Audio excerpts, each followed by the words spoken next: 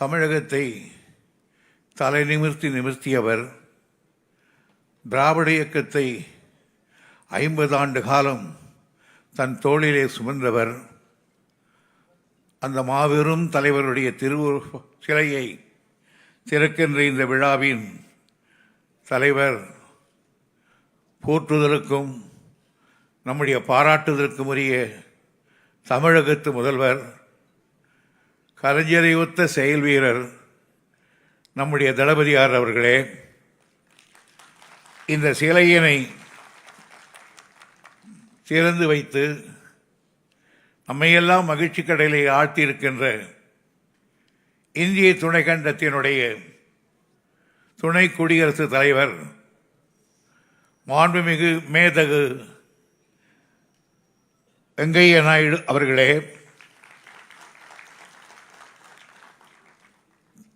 தமிழக அரசினுடைய தலைமைச் செயலர் திரு இறையன்பு ஐஏஎஸ் அவர்களே, இந்த விழாவிலே வந்து கலந்து கொண்டு கௌரவித்திருக்கின்ற பல்வேறு இயக்கத்தினுடைய தலைவர் பெருமக்களே, மத்திய மாநிலத்திலும் முன்னாள் இந்நாள் அமைச்சர் பெருமக்களே, சட்டமன்றத்தில் முன்னாள் இந்நாள் பாராளுமன்றத்தினுடைய உறுப்பினர்களே, திரைப்படத்தினுடைய துறையை சார்ந்த அன்பு ஆர்வலர்களே, பல்வேறு தமிழ் சங்கங்களுடைய சார்பிலே குழுமியிருக்கின்ற பெரியவர்களே மற்றும் வந்திருக்கிற அனைவருக்கும் முதற்கண் என்னுடைய நன்றியையும் வணக்கத்தையும் நான் தெரிவித்துக் கொள்கிறேன். இன்றைக்கு நம்மை பொறுத்தவரையில் ஒரு பெருநாள், சிறந்த நாள். ஒரு பக்கத்திலே மகிழ்ச்சி நாள், ஒரு பக்கத்திலே தலைவருடைய சிலையை பார்த்த பொழுது நெஞ்சம் உருகிவிட்டது. காரணம், நம்முடைய நேரிலே பேசுவதைப் போலவே அந்த சிலை அமைக்கப்பட்டிருக்கிறது. அதை பார்த்து கண்ணீர் விடாமல் வெளியே வர முடியவில்லை. இத்தகைய நிலையை உருவாக்கி தந்தவர் நம்முடைய தலைவர் தளபதியார் அவர்கள்தான். அவர்தான் அந்த இடத்தை தேர்ந்தெடுத்தார்.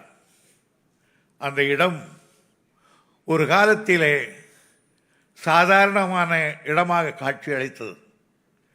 அதை எடுத்து தமிழக தலைமைச் செயலகமாக சட்டப்பேரவை நடக்கின்ற இடமாக மாற்றி ஒரு மகத்தான கட்டிடத்தை எழுப்பியவர் தலைவர் கலைஞர் அவர்கள்.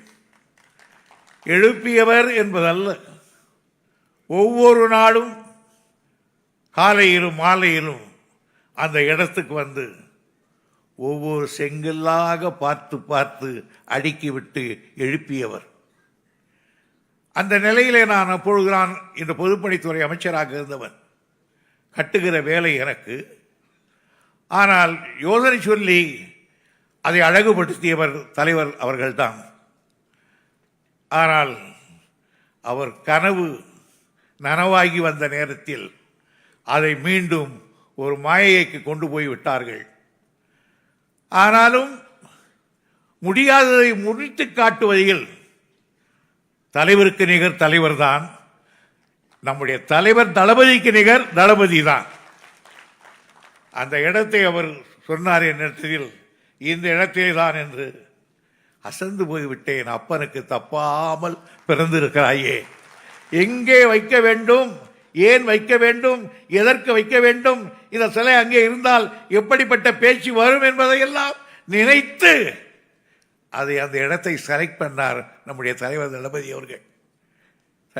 தளபதி அவர்களே, உங்களுடன் நாங்கள் மூசவர்களாக இருக்கலாம், ஆனால் உங்கள் அறிவு திறமையின் முன்னால் நாங்கள் இளையவர்கள், நீர் பெரியவர். நான் பார்த்தேன். அது மட்டும் இல்லை, அந்த சிலையை அந்த இடத்துல நிறுவி காட்டியிருக்கிறார். அதுவும் எப்படி, மாண்புமிகு இந்திய குடியரசு துணைத் தலைவர்களே, எப்படிப்பட்ட இடம் தெரியுங்களா? நேரு சிலை, அது அடுத்து பெரியார் சிலை, அது அடுத்து கலைஞர் சிலை, முதல் நேரு சிலை திறந்தது காமராஜர், பெருந்தலைவர் காமராஜருடைய சிலை, அதை திறந்தது பண்டித ஜவஹர்லால் நேரு.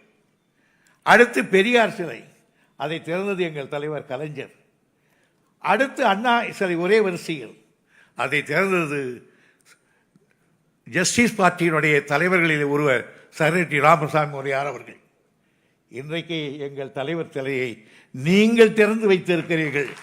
இந்த வரலாற்று ஏடு, இந்த வரலாற்று ஏழில் நீங்கள் துணைத் தலைவராக இந்திய திருநாட்டில் இருப்பதை போல் இன்றைக்கு எங்கள் தலைவருக்கு சென்னையிலே சிலை திறந்திருக்கிறீர்கள். இந்த சிலை இருக்கிற வரையில் நீங்களுடைய பெயர் இந்த சாலையிலே, அண்ணா சாலையிலே இருக்கும் என்பதை நான் தெரிவித்துக் கொள்ள கடமைப்பட்டிருக்கிறேன். நம்முடைய துணைத் தலைவர் அவர்கள் நம்ம சென்னைக்கு வேண்டியவர். அவரை போன முறை இன்விடேஷன் கொடுக்கும்போது போய் கேட்டேன், நானும் வாழும், என்னங்க ரொம்ப நாளாக நீங்கள் டெல்லியில் இருக்கீங்க, மந்திரியாக இருக்கீங்க, யாரை பார்த்தாலும் இங்கோட்டு ஓட்டு இப்படி ஒன்று கோட்டு மாட்டிக்கிறான், ஆனால் நீங்கள் எங்களை போலவே வேட்டி சட்டையில் இருக்கீங்க. ரெண்டு பேர் தான் வேட்டி சட்டை கட்டுறீங்க. ஒன்று அவர், இன்னொன்று நண்பர் சிதம்பரம் அவர்கள். எந்த நிலையிலும் போட்டார். அப்போ அவர் சொன்னார், எனக்கு இதுதான் பிடிக்குது. அதுலேயும் வேட்டி கட்டுறது நம் நாட்டும் கட்டுறாரு. ஆந்திராவில் கீப்பாசியாக கட்டிக்குவான் எந்த ஊரில் போனாலும். ஆனால் நாம் எப்படி கட்டுவோமோ அப்படியே கட்டுறாரு. ஆக நீங்கள் எங்கள் ஊருக்காரர். இன்னும் சொல்ல போனால் சென்னையில் எதிர் வீட்டுக்காரர், கோட்டூர் பொறுத்த எதிர் வீட்டுக்காரர். ஆகையினால இந்த மண்ணோடு வாசனையோடு கலந்தவர் நீங்கள். இன்னும் நான் ஒன்றை சொல்லுகிறேன், என் நினைவில் இருக்கிறது. எங்கள் தலைவரை கைது செய்த அன்றைக்கு நீங்கள் எங்கள் அறிவகத்துக்கு வந்தீர்கள். பேராசிரியர் உட்கார்ந்து இருந்தார். நீங்கள் பட்ட பாட்டை நான் பக்கத்தில் இருந்த நேரிலே பார்த்தவர். தலைவரை கைது செய்து விட்டார்கள் என்பதில் அப்பொழுது அமைச்சர் வாஜ்பாய் போன் போட்டு துடிக்கிறார். அந்த துடிப்பு தான் இன்றைக்கு அவர் சிலையை திறப்பதற்கு தங்களுக்கு ஒரு வாய்ப்பு கிடைத்திருக்கிறது. ஆகையினால் நீங்கள் வந்து திறந்ததிலே எங்களுக்கு மகிழ்ச்சி, பெருமை. அதே போன்று நான் ஒன்றை இந்த நேரத்தை சொல்லியாக வேண்டும். இந்த சிலையை பார்த்த பிறகும், இதனுடைய அமைப்புகளை வேலைகளை பார்த்த பிறகும், இதனுடைய வெற்றிக்கு ஒரே ஒரு ஆள் தலைவர் யோசனை சொன்னார். ஆனால் அதை அற்புதமாக செய்தவர் என் நண்பர் ஏவா வேலுவர்கள். நான் பாராட்டாமல் இருக்க முடியாது. பாராட்ட வேண்டிய நேரத்தில் பாராட்டுவதுதான் பண்பு. அசந்து போய்விட்டேன். அவரே தனியாக யாரும் இல்லாமல் செய்த அந்த வேலைகளை இரவு பகல் என்று அங்கேயே படுத்து கிடந்தார் ரோட்டில். அந்த அளவுக்கு செய்த அவருக்கு என்னுடைய பாராட்டை நான் தெரிவித்துக் கொள்கிறேன். இன்னும்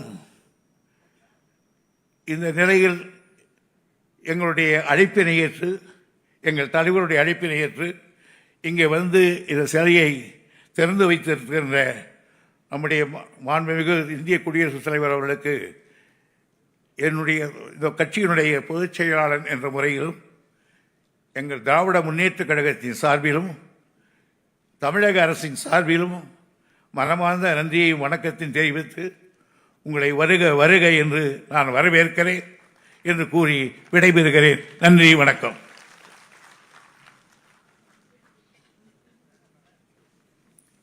வரவேற்புரை வழங்கிய மாண்புமிகு நீர்வளத்துறை அமைச்சர் அவர்களுக்கு எங்கள் பணிவான நன்றிகள்.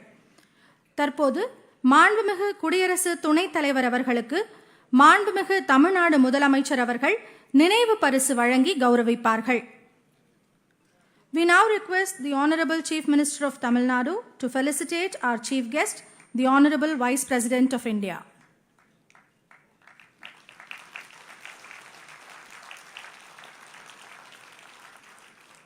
Thank you very much, sir. 80 ஆண்டு கால பொது வாழ்வில் 50 ஆண்டு காலம் சட்டமன்ற உறுப்பினராக பதவியை வகித்தவர், 5 முறை தமிழ்நாட்டின் முதலமைச்சராக சீரிய முறையில் பணியாற்றி தமிழக மக்களுக்காக தன் வாழ்நாளையே அர்ப்பணித்து அரும்பணி ஆற்றியவர் முத்தமிழறிஞர் கலைஞர் அவர்கள். ஏழை எளிய மக்களின் வாழ்க்கை தரத்தை மேம்படுத்த நல்ல பல திட்டங்களையும் சட்டங்களையும் வகுத்து நிறைவேற்றியவர். ஒப்பாரும் மிக்காரும் இல்லாத தனிப்பெரும் தலைவர் முத்தமிழறிஞர் கலைஞர் அவர்களை பற்றிய ஒரு காணொளி தொகுப்பை இப்போது காண்போம்.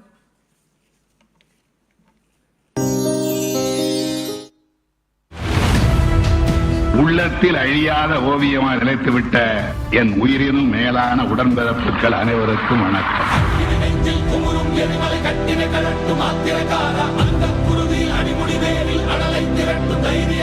சங்கந்தரு தங்கத்தமிழ் வங்கக்கடல் பொங்கும் இளம் சிங்க குரல் எங்கும் எழ ஒன்றே குலம் என்றே சொல்லி வாழ்ந்த இனம். தாயாக தமிழருக்கு அண்ணாவும் தந்தையாக பெரியாரும் வைத்ததாலே அவருக்கு சேயாக விளங்குகின்ற திமுக கழகம் வருங்கால வெற்றிக்கு வழிவகுக்க காண்பீர்கள். இந்த மாநிலமே சமத்துவமாக மாற வேண்டும் என்பதுதான் என்னுடைய தனியான ஆசையாகும்.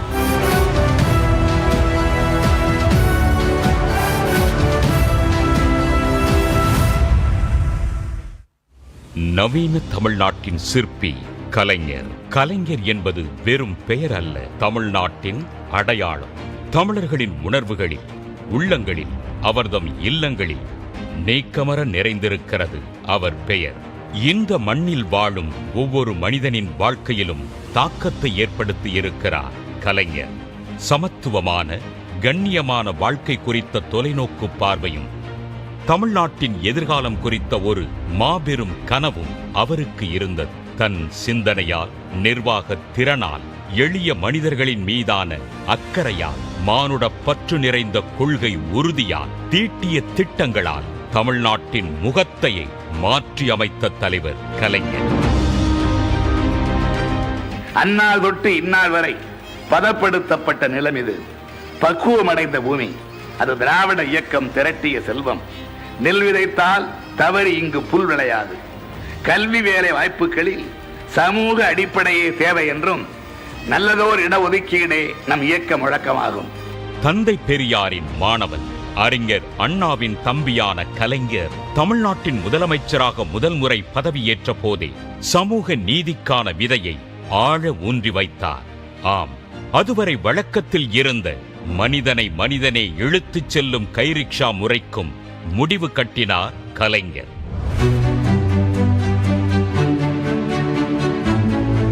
குடிசை மாற்று வாரியத்தை உருவாக்கினார்.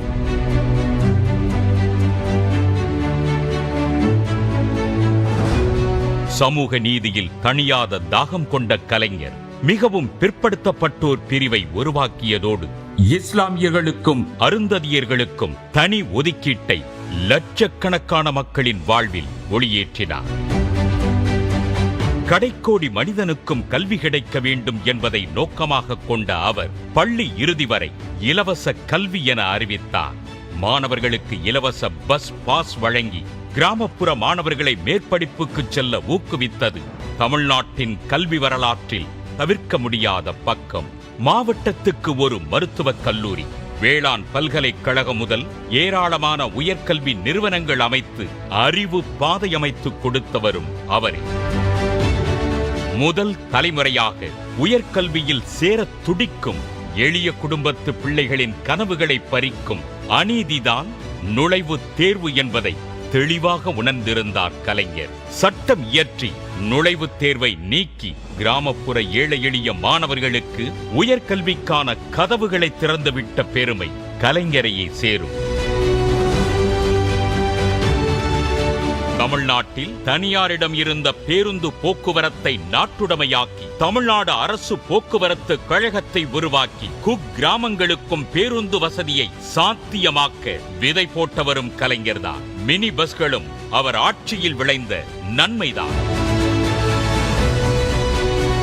பசித்த வயிறோடு ஒரு மனிதன் உறங்கச் செல்லக்கூடாது. அனைவருக்கும் உணவளித்துவிட வேண்டும் என்ற தாகத்தோடு திட்டங்கள் வகுத்து நிறைவேற்றியும் காட்டினார் கலைஞர். தமிழ்நாடு நுகர்பொருள் வாணிபக் கழகம் அவரது கனவில் உருவான நிறுவனம்தான். தமிழ்நாடு முழுவதும் ரேஷன் கடைகளை திறந்து பொது விநியோக திட்டத்தின் வெற்றி அத்தியாயத்தை தொடங்கி வைத்தார். கிலோ அரிசி 2 ரூபாய், அடுத்து வந்த நாட்களில் அரிசி கிலோ 1 ரூபாய், பின்னர் இலவசமாகவும் வழங்கும் நிலைக்கு வழிவகுத்தவர் கலைஞர்.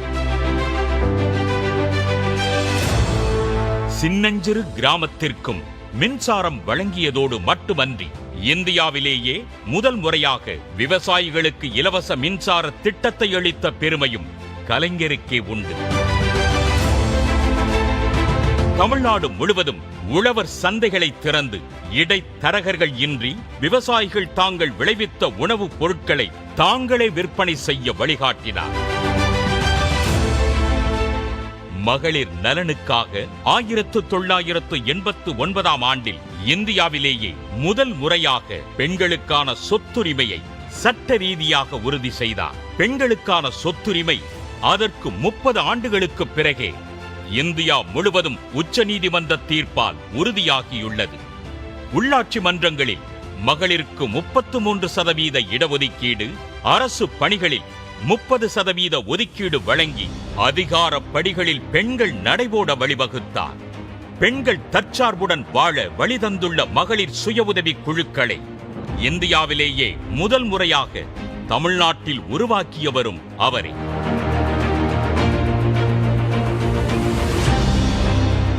ஒன்றிய அரசால் முத்திரை திட்டமாக விளம்பரப்படுத்தப்படும் உஜ்வாலா திட்டத்திற்கே கலைஞர்தான் முன்னோடி என்பது பலருக்கும் வியப்பாக இருக்கக்கூடும்.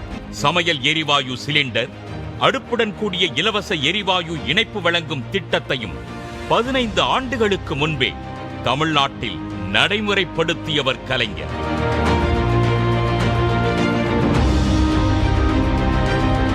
மூன்றாம் பாலினத்தவருக்கு திருநங்கைகள், திருநம்பிகள் என பெயர் சூட்டியதோடு நிற்காமல் திருநங்கைகளுக்கான நலவாரியம் அமைத்தது, ஊனமுற்றோர் என்ற சொல்லை ஒழித்து மாற்றுத் திறனாளிகள் என அடையாளப்படுத்தி அவர்களுக்காக தனித்துறையை உருவாக்கியது என கலைஞரின் சாதனை பட்டியல் ஏராளம். பெண் கல்வியை ஊக்குவிக்கும் நோக்கத்தோடு அவர் கொண்டு வந்த திருமண உதவி திட்டத்தால் பட்ட படிப்புக்கு செல்லும் பெண்களின் எண்ணிக்கை கணிசமாக உயர்ந்து இந்தியாவையே திரும்பி பார்க்க செய்திருக்கிறது. குமரிமுனையில் 133 அடிக்கு உயர்ந்து நிற்கும் திருவள்ளுவரின் கம்பீரமான கற்சிலை, அண்ணா நூற்றாண்டு நூலகம், தலைநகர் சென்னையில் வருங்கால தலைமுறையும் வாழ்த்தும் வகையிலான வள்ளுவர் கோட்டத்தை உருவாக்கியவரும் அவர்தான். தகவல் தொழில்நுட்பத்துறைக்கென இந்தியாவில் முதல் முறையாக ஒரு கொள்கையை அறிவித்தவர் கலைஞர்தான். டிட்கோ எனப்படும் தமிழ்நாடு தொழில் வளர்ச்சி கழகத்தை உருவாக்கி தமிழ்நாட்டின் தொழில் வளர்ச்சிக்கு வித்திட்டவர் கலைஞர். டைடல் பார்க், சிப்காட் தொழில் பூங்காக்களும் உருவாகின. இந்தியாவில் தாராளமயம் அறிமுகமான போது தொழில் நிறுவனங்களின் முதன்மை தேர்வாக தமிழ்நாடுதான் இருந்தது. அந்த அளவுக்கு தமிழ்நாட்டை உருவாக்கி வைத்தவர் கலைஞர். தமிழகத்தின் தொழில் துறையை மேல்நிலைக்கு எடுத்துச் செல்ல ஹூண்டாய், போர்டு கார் தொழிற்சாலைகள், செயின்ட் கோபைன் கண்ணாடி தொழிற்சாலை உள்ளிட்டவை அமைக்கப்பட்டதும் கலைஞர் ஆட்சியில்தான்.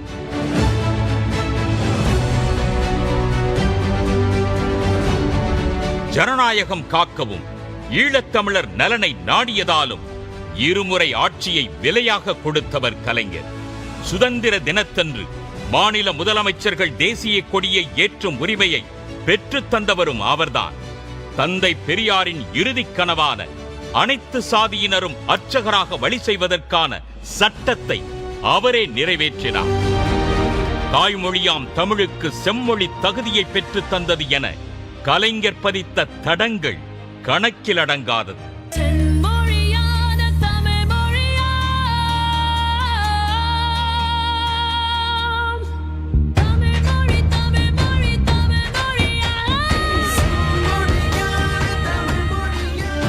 சாதி பேதமற்ற சமூகத்துக்கான இலக்குடன் தமிழ்நாடு முழுவதும் பெரியார் நினைவு சமத்துவபுரங்களை உருவாக்கினார்.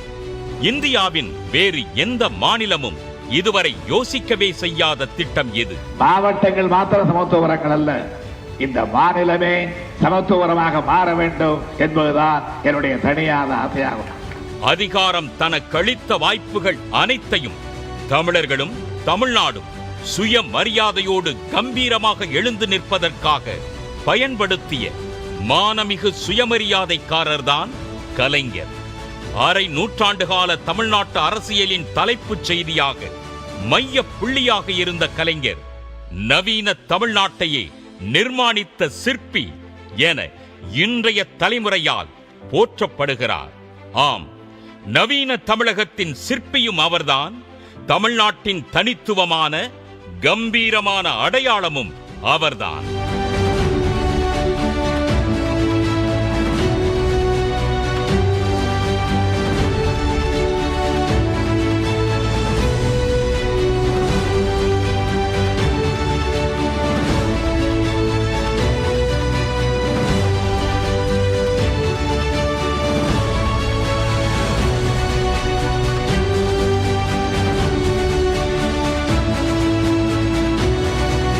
என் உயிரினும் மேலான உடன்பிறப்புகள் அனைவருக்கும் வணக்கம்.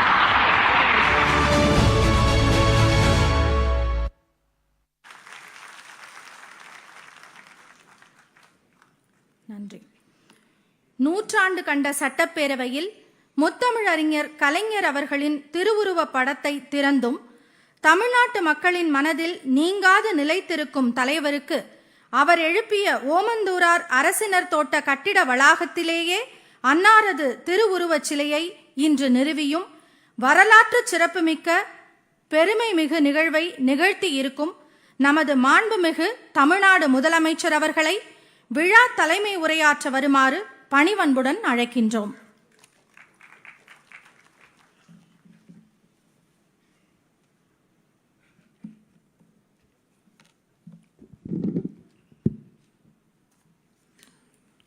அன்புள்ள முத்தமிழறிஞர் தலைவர் கலைஞர் அவர்களின் திருவுருவச் சிலையை திறந்து வைத்து நிறைவாக விழா பேருரை ஆற்றுவதற்காக வருகை தந்துள்ள மாண்புமிகு இந்திய குடியரசு துணைத் தலைவர் மதிப்பிற்கும் மரியாதைக்கும் உரிய திரு வெங்கையா நாயுடு அவர்களே, அனைவரையும் வரவேற்று மகிழ்ந்திருக்கக்கூடிய மாண்புமிகு நீர்வளத்துறை அமைச்சர் என்னுடைய அருமை அண்ணன் துரைமுருகன் அவர்களே, மாண்புமிகு தமிழக அமைச்சர் பெருமக்களே, பல்வேறு அரசியல் கட்சியை சார்ந்திருக்கக்கூடிய தலைவர்களே, நிறைவாக நன்றி உரையாற்றிருக்கக்கூடிய தலைமைச் செயலாளர் இறையன்பு ஐஏஎஸ் அவர்களே, சட்டமன்ற நாடாளுமன்ற முன்னாள் இந்நாள் உறுப்பினர்களே, என்னுடைய பாசத்திற்குரிய என்னுடைய அருமை நண்பர் சூப்பர் ஸ்டார் ரஜினிகாந்த் அவர்களே, பத்திரிகை மற்றும் ஊடகத்துறையை சார்ந்திருக்கக்கூடிய நண்பர்களே, கலைத்துறை, அரசியல் துறை மற்றும் பல்வேறு துறைகளில் ஜாம்பவான்களாக விளங்கிக் கொண்டிருக்கக்கூடிய அருமை தோழர்களே, நண்பர்களே, என் உயிரோடு கலந்திருக்கக்கூடிய தலைவர் கலைஞர் அவர்களின் உயிரினும் உயிரான அன்பு உடன்பிறப்புகளே, உங்கள் அனைவருக்கும் என்னுடைய அன்பான வணக்கம். வாழ்விலோர் பொன்னாள் என்று என்னாலும் மகிழ்ந்து போற்றும் நாளாக இந்த நாள் அமைந்துள்ளது. தமிழ்நாட்டை, இந்த தமிழினத்தை, இந்த தமிழ் நிலத்தை வான் உயரத்துக்கு உயர்த்திய முத்தமிழ் கலைஞர் அவர்களுக்கு நம்முடைய நன்றியின் அடையாளமாக தமிழின தலைவரின் இந்த மாபெரும் சிலை எழுப்பப்பட்டுள்ளது. தமிழ்நாட்டின் நிலையை உயர்த்த பாடுபட்டவர் என்பதால் தான் முத்தமிழறிஞர் கலைஞர்களுக்கு தமிழ்நாடு முழுவதும் சிலை எழுப்பப்பட்டு வருகிறது. இன்று எழுப்பப்பட்டிருக்கக்கூடிய சிலைக்கு இருக்கக்கூடிய சிறப்பு என்னவென்று கேட்டால்,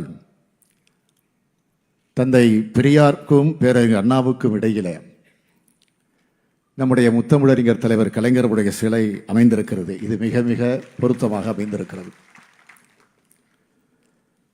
தந்தை பெரியாரின் ஈரோட்டு பள்ளியிலே படித்தவன், பேரறிஞர் அண்ணாவின் காஞ்சி கல்லூரியிலே பயின்றவன் என்று தன்னை பற்றி கலைஞர் அவர்கள் அடிக்கடி குறிப்பிட்டு காட்டியிருக்கிறார்கள். அதற்கு ஏற்பவே பெரியாருக்கும் அண்ணாவுக்கும் இடையிலே தலைவர் கலைஞருடைய சிலை அமைந்திருக்கிறது. இன்னொரு சிறப்பு என்னவென்று கேட்டால், முத்தமிழறிஞர் தலைவர் கலைஞர் அவர்களால் இந்த ஓமந்தூரார் தோட்டத்திலே உருவாக்கப்பட்டதுதான் இந்த மாபெரும் கட்டடம். தமிழ்நாடு சட்டமன்ற பேரவைக்காக கட்டப்பட்ட கட்டடம் இது. தற்போது மருத்துவமனையாக செயல்பட்டுக் கொண்டிருந்தாலும் அதை கம்பீரமாக கலைஞர் அவர்களின் கனவு கோட்டையாகவே எழுந்து நிற்கிறது. அதுதான் அவரது சிலை எழுப்பப்பட்டிருக்கிறது. சிலையை திறந்து வைத்திருக்கக்கூடிய இந்த நிகழ்ச்சி, இந்த விழா நடக்கக்கூடிய இடம் கலைவாணர் அரங்கமானது. ஒரு காலத்தில் பாலர் அரங்கம் என்று இது இருந்தது. அதனை மிக பிரம்மாண்டமாக கட்டி எழுப்பி கலைவாணர் அரங்கம் என்று பெயர் சூட்டியவரும் நம்முடைய தலைவர் கலைஞர் அவர்கள்தான். இத்தகைய சிறப்புகள் கொண்ட விழாவுக்கு மகுட வைப்பதைப் போல இந்திய குடியரசினுடைய துணைத் தலைவர் மாண்புமிகு வெங்கைய நாயுடு அவர்கள் வருகை தந்து தலைவர் கலைஞருடைய சிலையை திறந்து வைத்திருக்கிறார்கள். நம்முடைய நட்புக்குரிய இனிய நண்பராகத்தான் மாண்புமிகு இந்திய குடியரசினுடைய துணைத் தலைவர் அவர்கள் எப்பொழுதும் இருந்து வருகிறார். துரைமுருகன் அவர்கள் குறிப்பிட்டு காட்டியதைப் போல 2001ஆம் ஆண்டு தலைவர் கலைஞர் அவர்கள் மிக கொடூரமான முறையிலே அன்றைய ஆட்சியாளர்களால் கைது செய்யப்பட்டப்போ அன்றைக்கு குடியரசுத் தலைவராக இருந்த KR நாராயணன் அவர்களும் பிரதமராக இருந்த வாஜ்பாய் அவர்களும் துடிதுடித்து போனார்கள். அப்பொழுது அன்றைய ஆட்சியாளர்களை கடுமையாக கண்டித்து கடுமையாக விமர்சித்தவர் தான் இங்கே வந்திருக்கக்கூடிய என்னுடைய மாண்புமிகு வெங்கைய நாயுடு அவர்கள். அதே நட்பை இன்று வரையிலே பேணி வரக்கூடியவராக தொடர்ந்து இருக்கிறார். தலைவர் கலைஞருடைய சிலையை திறந்து வைக்க யாரை அழைக்கலாம் என்று நாங்கள் சிந்தித்த நேரத்தில் துணை குடியரசுத் தலைவர் அவர்களது முகம்தான் எங்களுடைய நெஞ்சிலே தோன்றியது. அவரை நேரில் சந்தித்து கேட்ட நேரத்தில் மனப்பூர்வமாக ஒப்புக்கொண்டார். மாண்புமிகு குடியரசு துணைத் தலைவர் திரு வெங்கைய நாயுடு அவர்கள் மிக சிறந்த நாடாளுமன்ற ஜனநாயகவாதி என்று பெயர் எடுத்தவர். மாநிலங்களவையை கொந்தளிப்பான சூழலிலும் திறம்பட கையாண்டவர். எனவேதான் கலைஞர் அவர்கள் சட்டமன்றத்தில் 60 ஆண்டுகள் பணியாற்றியதற்கு எத்தகைய திறமை வேண்டும் என்பது மாண்புமிகு குடியரசு துணைத் தலைவர்களுக்கு தெரியும். இன்று தலைவர் கலைஞரின் சிலையை அவர் திறப்பது மிக மிக மிக மிக சால பொருத்தமாக அமைந்திருக்கிறது. இந்திய நாட்டின் துணை குடியரசுத் தலைவர் என்ற மிக உயர்ந்த பதவியில் இருக்கும்போது நம்முடைய தமிழின தலைவரின் சிலையை திறந்து வைத்திருப்பது இன்னும் பெருமைக்குரிய நிகழ்வாக இது நடந்து கொண்டிருக்கிறது. தமிழ்நாடு சட்டமன்றத்தில் தலைவர் கலைஞர் அவர்களின் திருவுருவப்படத்தை மாண்புமிகு குடியரசுத் தலைவர் ராம்நாத் கோவிந்த் அவர்கள் திறந்து வைத்தார்கள். தலைவர் கலைஞரின் சிலையை குடியரசு துணைத் தலைவராகி நீங்கள் இங்கே வந்து திறந்து வைத்திருக்கிறீர்கள். இந்திய நாட்டின் பிரதமர்களை உருவாக்கியவர் நம்முடைய முத்தமிழறிஞர் கலைஞர் அவர்கள். இந்திய நாட்டினுடைய குடியரசுத் தலைவர் பலரை உருவாக்கியவர் நம்முடைய முத்தமிழறிஞர் கலைஞர் அவர்கள். இந்திய அளவில் நிலையான ஆட்சியை உருவாக்குவதற்கும் துணை நின்றவர் நம்முடைய முத்தமிழறிஞர் கலைஞர் அவர்கள். தமிழ்நாட்டில் 5 முறை முதலமைச்சராக இருந்து இந்த நவீன தமிழகத்தை உருவாக்கியவரும் நம்முடைய தலைவர் கலைஞர் அவர்கள். அத்தகைய மாமனிதருக்குத்தான் சிலை அமைக்கப்பட்டிருக்கிறது.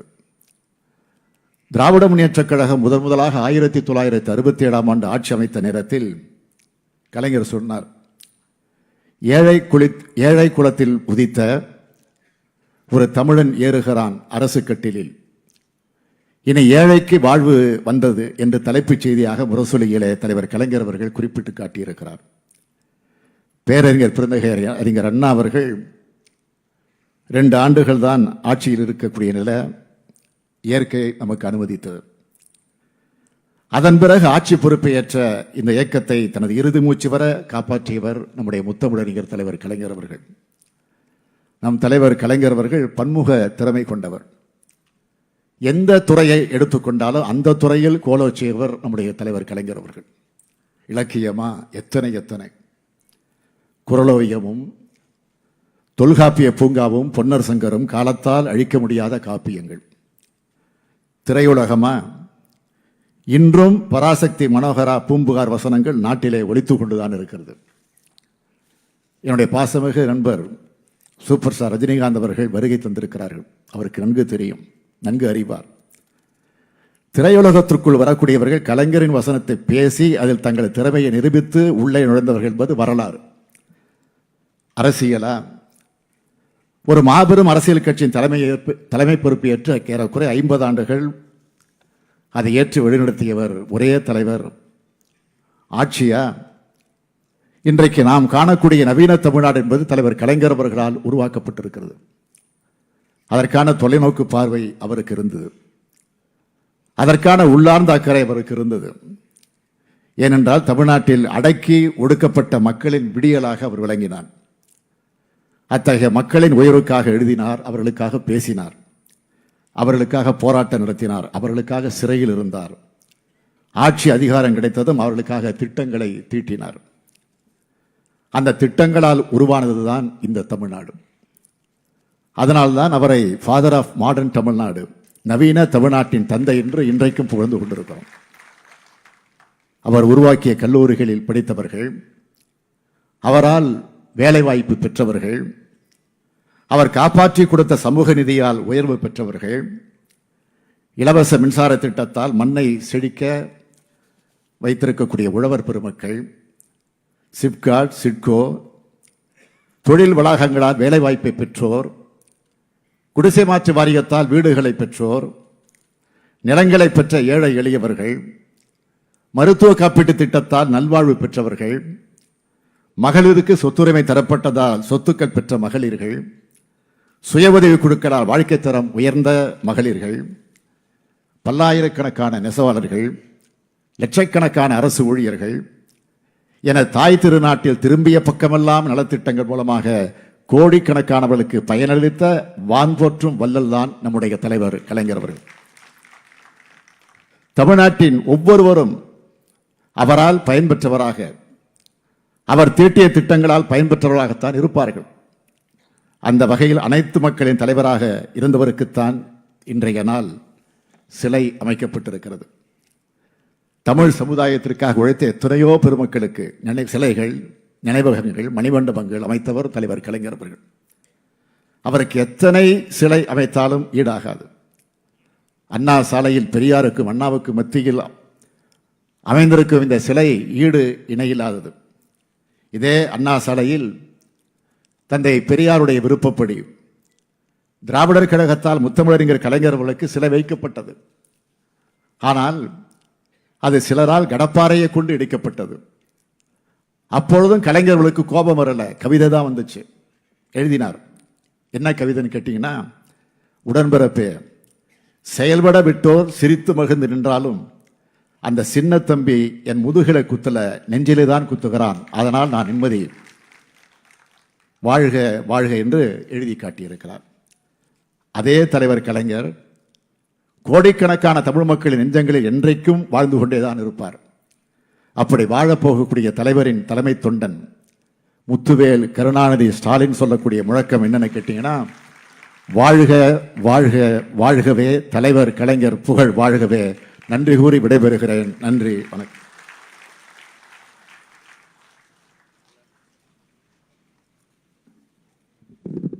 முத்தமிழ் அறிஞர் கலைஞர் அவர்களின் அரும் பணிகளையும் பெருமைகளையும் எடுத்துரைத்து தலைமை உரையாற்றிய மாண்புமிகு தமிழ்நாடு முதலமைச்சர் அவர்களுக்கு எங்கள் பணிவான நன்றிகள். We now request our esteemed chief guest, the Honorable Vice President of India, to deliver the special address. முத்தமிழறிஞர் டாக்டர் கலைஞர் அவர்களின் சிலையினை திறந்து வைத்த நமது இந்திய திருநாட்டின் மாண்புமிகு குடியரசு துணைத் தலைவர் அவர்கள் தற்போது விழா பேருரை ஆற்றுவார்கள்.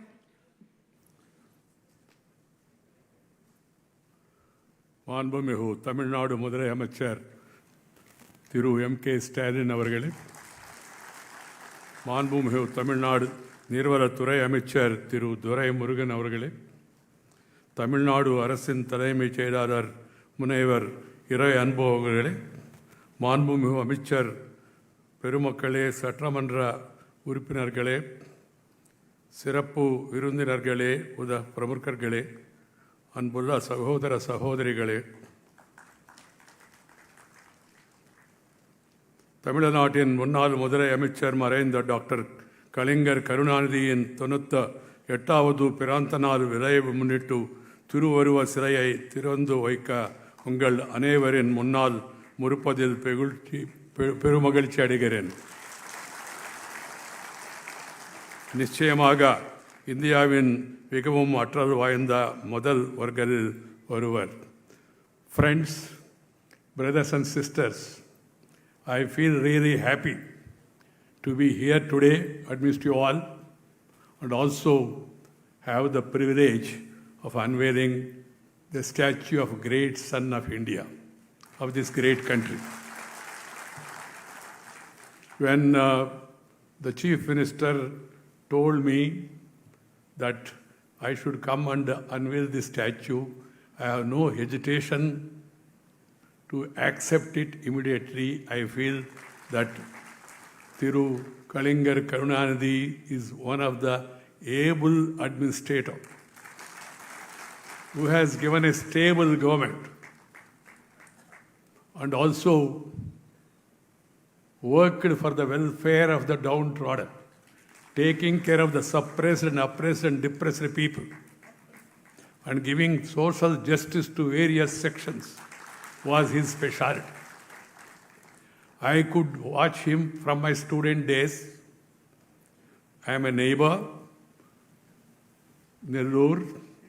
I used to come to Chennai, and even during my student days also, I used to keenly observe the speeches of the great leaders of this region, even Sri Chakravarti Rajagopalachari ji, Thiru Kamaraj Nadar, then Thiru Annadurai, even late M.G. Ramachandran, and then, of course, Kalingar is one of the best speakers in the country. Clarity of vision, thought, and the way he used to articulate to the people his thoughts, his ideas, his ideology was really very good. It impressed me in that young age.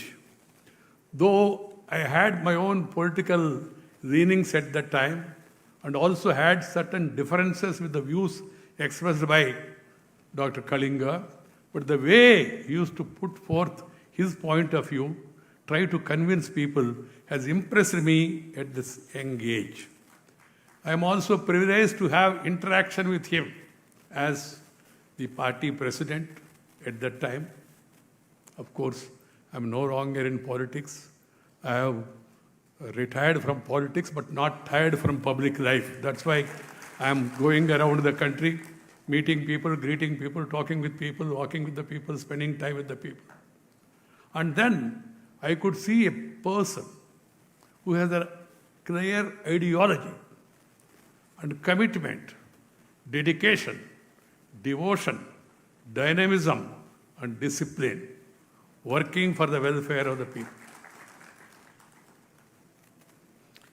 His 98th birth anniversary celebration, I can say with all honesty, he was certainly one of India's most dynamic chief ministers. I thank the government of Tamil Nadu for inviting me to this important event. Chennai is a city close to my heart and has a special place in my life. From the proximity to Nellore, where I come from, Chennai has had a profound influence on me. I have had the good fortune of interacting with Kalinga Karunanidhi ji quite closely over several decades during the course of my long journey in public life. It was always interesting to interact with him, to argue with him. And sometimes we used to agree to disagree also. but at the same time respect. In democracy, that is a quite essential requirement, agree to disagree.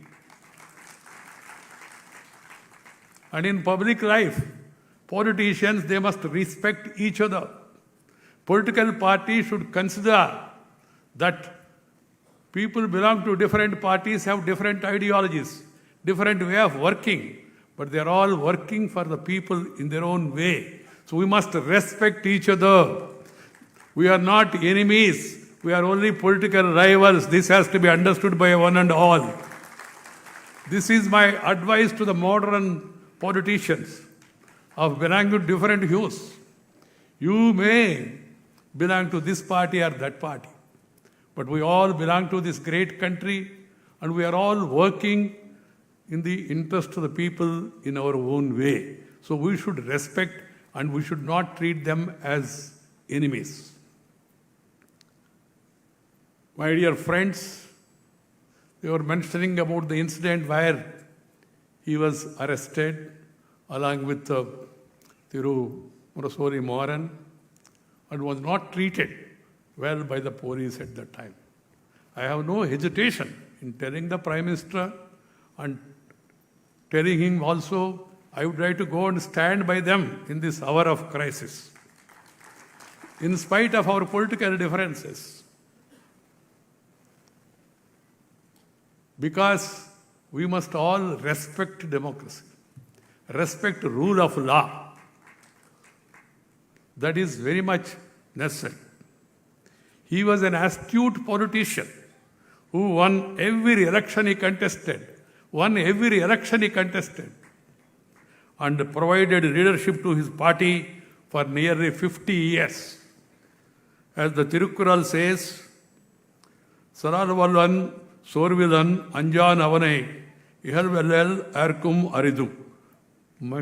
Mighty in word, of unforgettable mind, of fearless speech, it is hard to conquer such man. He was an able chief minister.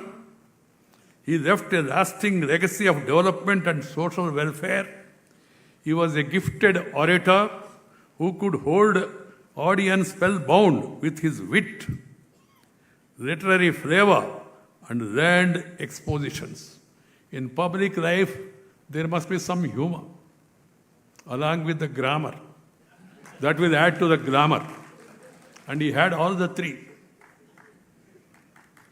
Humor, grammar. Grammar means subject, not the other Vyakaranam. Knowing the subject, having hold on the subject. And then it will definitely add to the glamour. I did not speak much about glamour. We have so many people here sitting in the audience also, including the superstar. My dear friends, I feel that we must always consider the position as an instrument of public service, not to enjoy the fruits of power. Kalingar himself said it. Position is like a crown of thorns. He had an artistic, cultural, and journalistic flair that earned him the honorific title of Kalinga. After his play, Thookumidai became a resounding success.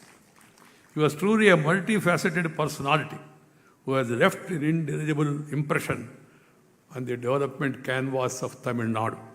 Through his scripts and dialogues, he blazed a new trail in Tamil cinema. As an insightful commentator on current affairs and political analyst, Kalingar wielded a powerful pen, writing extensively in Murasoli, the party's publication he founded.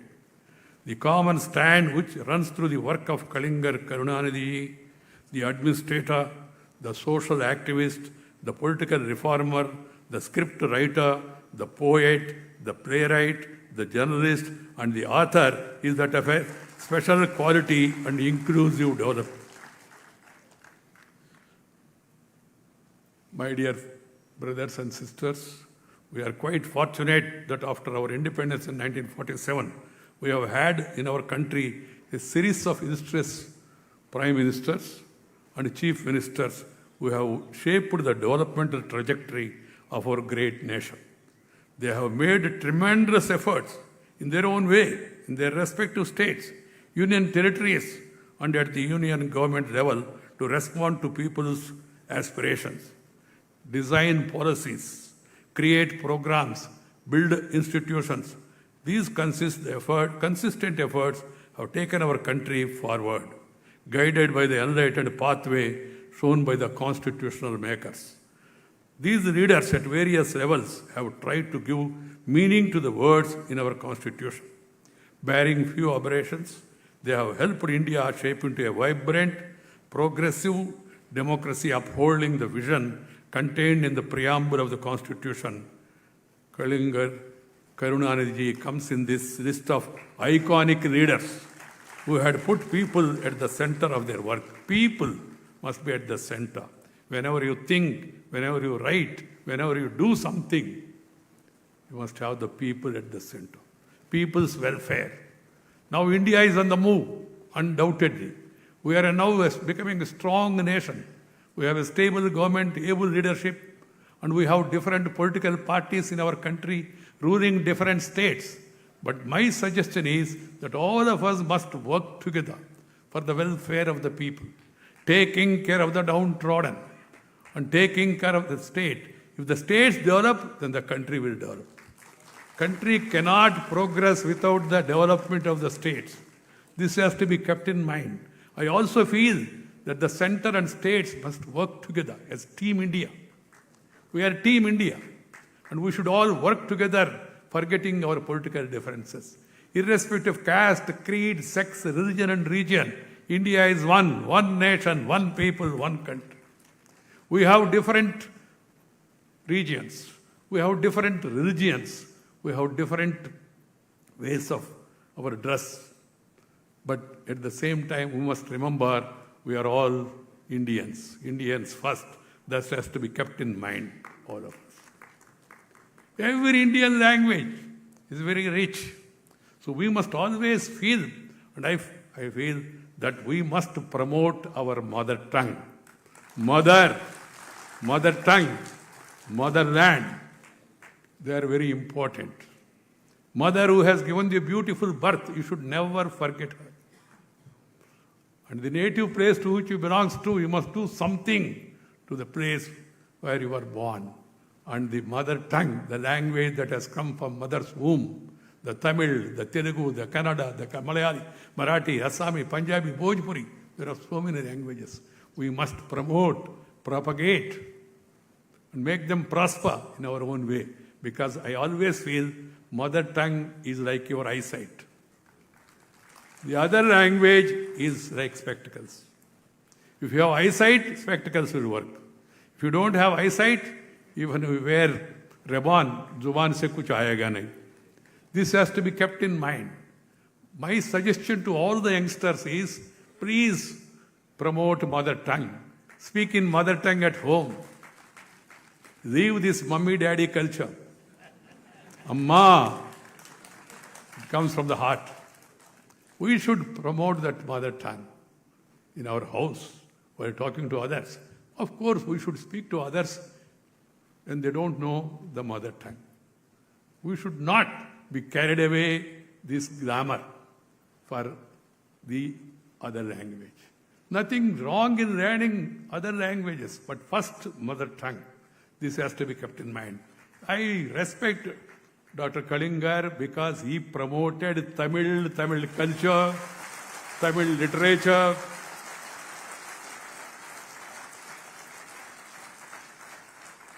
And every person in public life must do it. Wherever I go, you're talking about my dress. I like the dress, I wear it. When I became vice president, some media people came to me and asked me, sir, now you have become vice president. I said, yes. Then they said, sir, you have become vice president. I said, yes, yeah. Tell me what you want. They were hesitating to ask me. I said, come on. They said, sir, what about the dress? I understood. I told them in my own way, no change of dress, only change of address will be there, that's all. And wherever I go, even to international conferences, I wear this dress. And people appreciate this. Except when the season is not good. You know, weather conditions sometimes force you to wear something. Otherwise, I am comfortable in my dress. And then I am happy, particularly when I come this side, Tamil people, they keep their dress, their culture, their tradition, the music, the art, the literature. People of Tamil Nadu, they promote, and the governments also propagate it. That's the way forward for all of us. We should not oppose any language, but we must support our language first.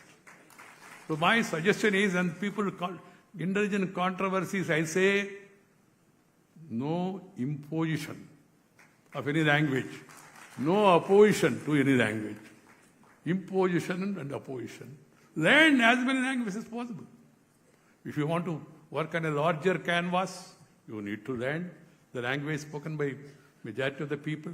You need to learn even international languages also. But first, you must master your mother tongue. And then you will excel. Each of our states in our country has a vibrant, unique quality. Each of our state is rich in linguistic richness, literary and cultural treasures, excellent architecture, particularly in Tamil Nadu, excellent architecture, the remarkable craftsmanship. I saw the statue. It is live. So that's why I appreciate and found out who is the person who has crafted this. Scientific and industrial agricultural accomplishments.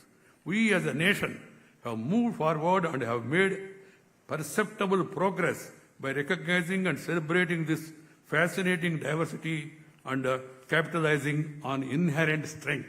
Each one of our Indians, they have something special in them. We have to recognize that and we have to encourage it. We have realized that we can bring about a rare synergy if we tap into the abundant hidden energy that is waiting to be kindled with each of our citizens in each of our state. That's what visionary leaders like Kalinga, Karunanidhi has tried to do. His vision was to empower people, especially those who were marginalized and were outside the circle of development. He was a leader who thought of Udayavad Sandai. He took the welfare of the farmers' markets, a health insurance scheme for the poor. He was a leader who gave boost to industrial growth, infrastructure, and information technology. Infrastructure is key for development. Every government should focus more on infrastructure. We were reminding about Sri Atal Bihari Vajpayee, who brought that connectivity revolution, air connectivity, rail connectivity, highway connectivity, tele-connectivity, television connectivity, port connectivity, even political connectivity also he brought to it.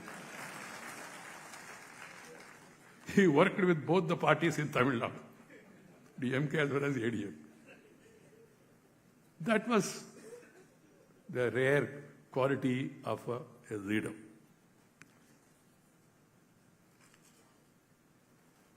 Karunanidhi was one who declared the prayer song of Tamil Nadu in 1970, the Tamil Thai Valthu, with which we began all functions in the state of the national anthem.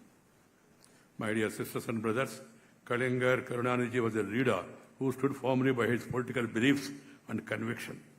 It is important to recall the fact that Kalinga Karunanidhi has opposed the imposition of emergency by the then Prime Minister in clear and unambiguous terms, rising from the margins of society, working untiringly for the underprivileged, and occupying the center stage of public life for several decades.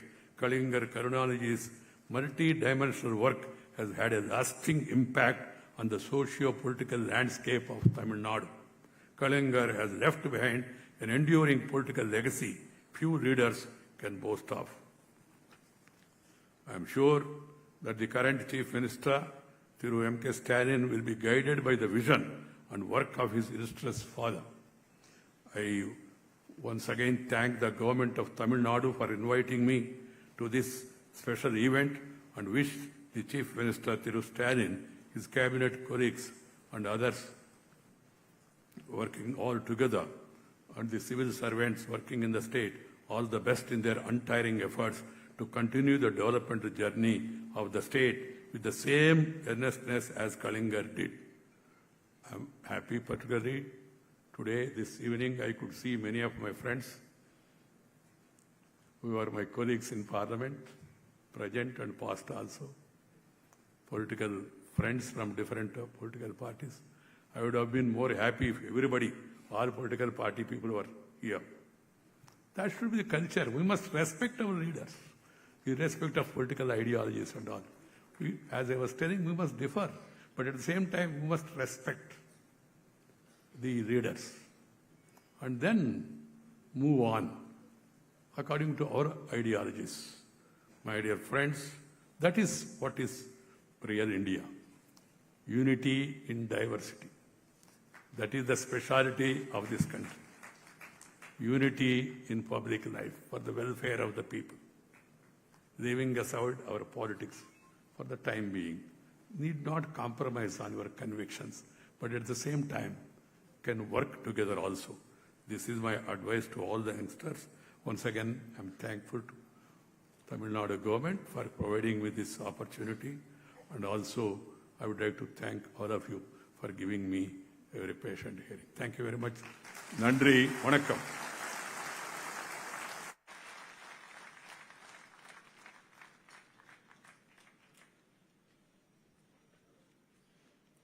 Thank you very much, sir, for your invaluable address.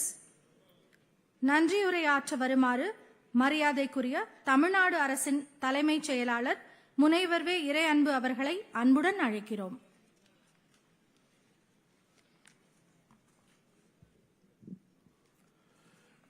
Respected Chief Guest, the Honorable Vice President of India, Honorable Chief Minister, Honorable Minister for Water Resources Development, Honorable Speaker, Honorable Cabinet Ministers of Tamil Nadu, dignitaries from various political movements, respected members of Parliament and State Legislature, Honorable Judges of the High Court of Madras, celebrities from the cine world, representatives of local bodies, important dignitaries and government officials, friends from the media, ladies and gentlemen. I consider it a privilege to have been asked to propose vote of thanks on this memorable occasion. I thank the Honorable Vice President for gracing this occasion and unveiling the statue of Mutthamazhar Kalaignar, who for over 5 decades strode like a colossus in Indian political landscape. It is only befitting that another scholar extraordinaire with great intellectual profundity and impressive eloquence, and who is famed for his wit and wisdom, instantaneous metaphors and scintillating similes, should be the chief guest on this occasion to honor Mutthamazhar Kalaignar, who possessed or rather epitomized these very qualities in abundant measure. The Honorable Vice President's electrifying speech today will remain etched in our memory for a long time. Oh, what a magnificent moment. ஒரு நாட்டின் முன்னேற்றம் அடுத்த நாட்டை வெற்றி கொள்வதில் இருக்கிறது. அது குண்டு வெடிப்புகளால் அல்ல, கண்டுபிடிப்புகளால். அழிவை உருவாக்குவதில் அல்ல, அறிவை உருவாக்குவதில். அந்நிய மண்ணை சிதைப்பதில் அல்ல, தாய் மண்ணை செதுக்குவதில்.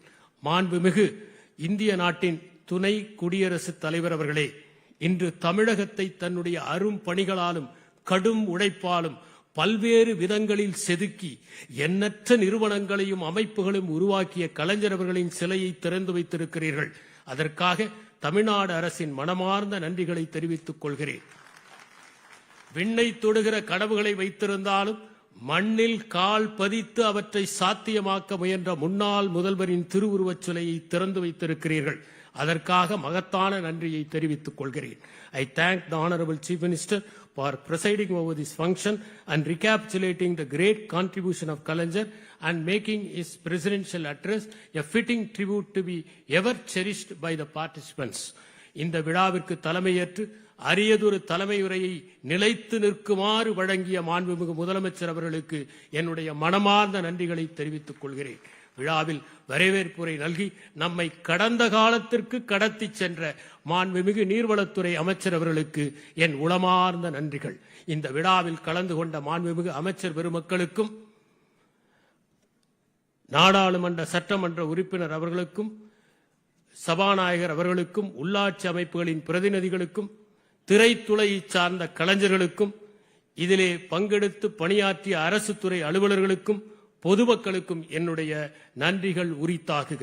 இந்த விழாவில் இச்சிலையை உருவாக்குவதற்கு உழைப்பை சிந்தி சிறந்ததொரு சிலையை சீருடன் வடிவமைத்த சிற்பி அவர்களுக்கும் பொறுப்புடன் பணியாற்றிய பொதுப்பணித்துறைக்கும் என்னுடைய நன்றிகளை தெரிவித்துக் கொள்கிறேன். இங்கே நடப்பவற்றை உன்னிப்பாக பதிவு செய்த காட்சி ஊடகம், அச்சு ஊடகம் என அனைத்து ஊடக பிரிவுகளையும் சார்ந்த அத்தனை பேருக்கும் என்னுடைய நன்றிகளை நான் தெரிவித்துக் கொள்கிறேன். இந்த விழா சீரும் சிறப்புமாக நடக்க உழைத்த அனைத்து உள்ளங்களுக்கும் என் நன்றியை தெரிவித்து விடைபெறுகிறேன். வணக்கம்.